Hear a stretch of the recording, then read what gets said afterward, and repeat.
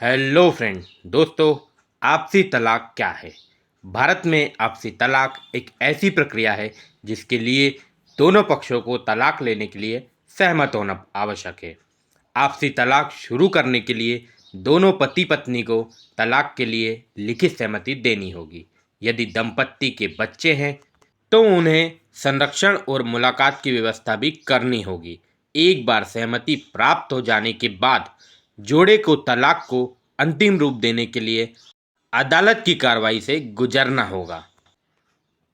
आपसी तलाक के लिए फाइल करने की शर्तों की अगर बात करें तो भारत में आपसी तलाक के लिए आवेदन के लिए जोड़ों को निम्नलिखित शर्तों को पूरा करना होगा।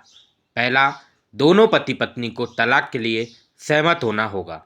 दूसरी बात, आपसी तलाक के लिए आवेदन करने से पहले जोड़े की शादी को कम से कम 6 महीने पहले होना चाहिए और कम से कम 6 महीने तक अलग रहना चाहिए। जोड़े को अपनी शादी के दौरान अर्जित सभी संपत्ति दायित्वों को पूरा करना होगा। चौथा पॉइंट, किसी भी संपत्ति या वैवाहिक संपत्ति को संरक्षित करने के लिए जो उनके बीच विभाजित हो सकती है, आपसी तलाक को अंतिम रूप देने के बाद जोड़े को कम से कम 6 महीने तक अलग रहना होगा।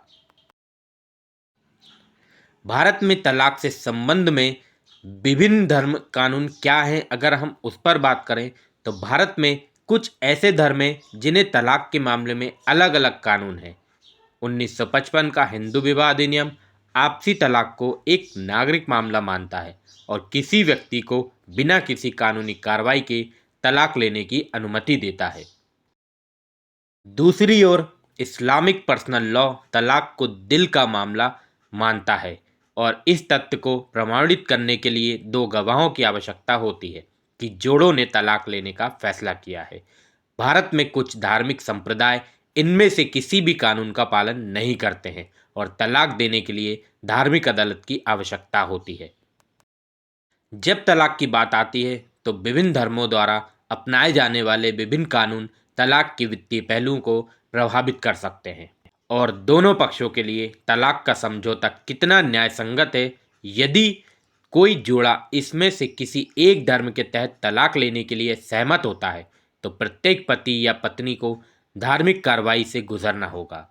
दूसरी ओर यदि आप किसी भी धर्म का पालन नहीं करते हैं तो आप आसानी से अदालत में एक नागरिक मुकदमा दायर कर सकते हैं और बिना किसी धार्मिक अदालत या कार्रवाई से गुजरे अपना तलाक ले सकते हैं। पारस्परिक तलाक के लिए विचारणीय बातों की अगर बात करें तो भारत में आपसी तलाक पर विचार करते समय कुछ बातों का ध्यान रखना चाहिए। ये कुछ युक्तियां हैं। पहली, कि जितनी जल्दी हो सके अपने जीवन साथी के साथ विकल्पों पर चर्चा करें। जितनी जल्दी आप इस बात पर सहमत हो सकेंगे कि क्या कदम उठाना है, प्रक्रिया उतनी ही आसान होगी। दूसरा, कि प्रक्रिया के बारे में यथार्थवादी अपेक्षाएं रखें। आपसी तलाक का मतलब हमेशा आसान या त्वरित समाधान नहीं होता है। कानूनी कार्रवाई से गुजरने और अंतिम समझौते पर पहुंचने में कुछ समय और प्रयास लग सकता है। तीसरा पॉइंट, पूरी प्रक्रिया के दौरान एक दूसरे के साथ खुलकर और ईमानदारी से संवाद करें। इससे ये सुनिश्चित करने में मदद मिलेगी कि दोनों पक्ष अपने अधिकारों और जिम्मेदारियों के प्रति जागरूक हैं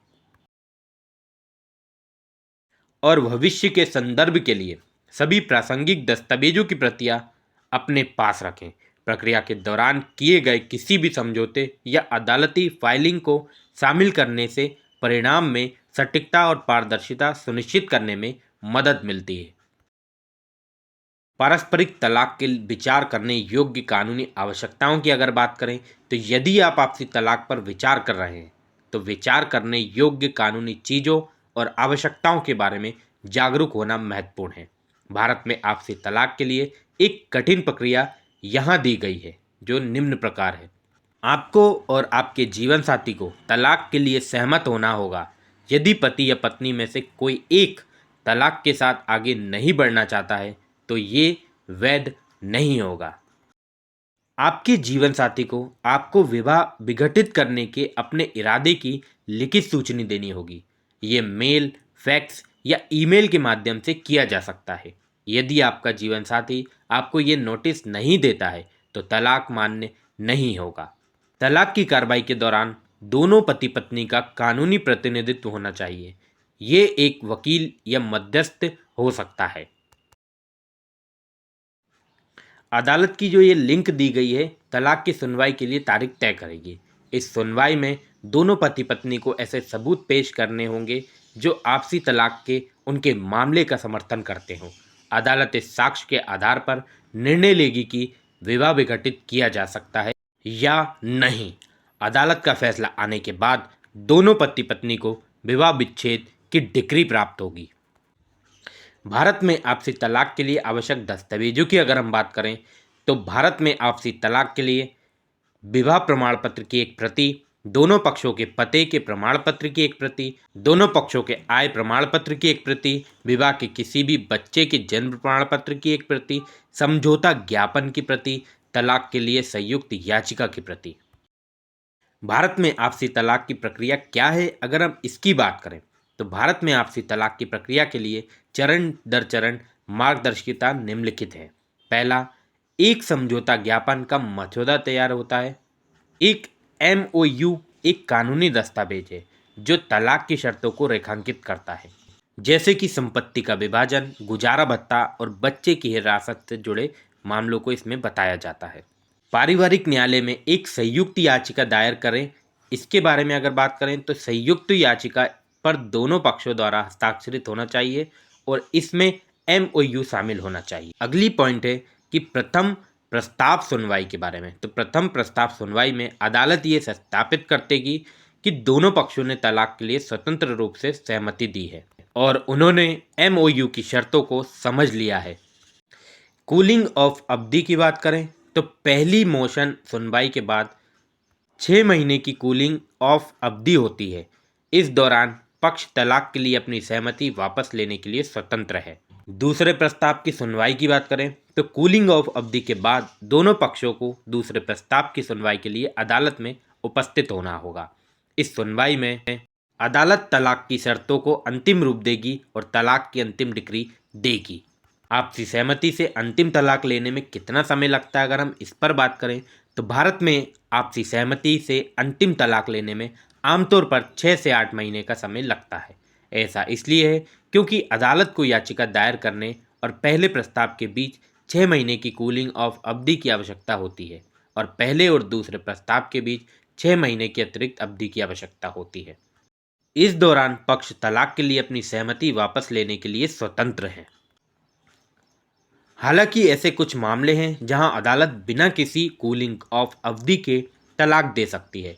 इन मामलों में आमतौर पर असाधारण परिस्थितियां शामिल होती हैं, जैसे कि यदि कोई पक्ष गंभीर बीमारी से पीड़ित है या यदि किसी पक्ष के जीवन को खतरा है।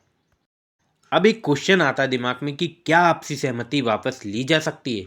तो हाँ, तलाक की अंतिम डिक्री दिए जाने से पहले किसी भी समय आपसी सहमति वापस ली जा सकती है। हालांकि एक बार अंतिम डिक्री दे दी जाने के बाद तलाक अंतिम है और इसे उल्टा नहीं किया जा सकता। दोस्तों, इस तरह से आपने जाना आपसी तलाक की प्रक्रिया। तो दोस्तों, मिलते हैं नेक्स्ट वीडियो में किसी नए टॉपिक के साथ। तब तक के लिए जय हिंद, जय भारत।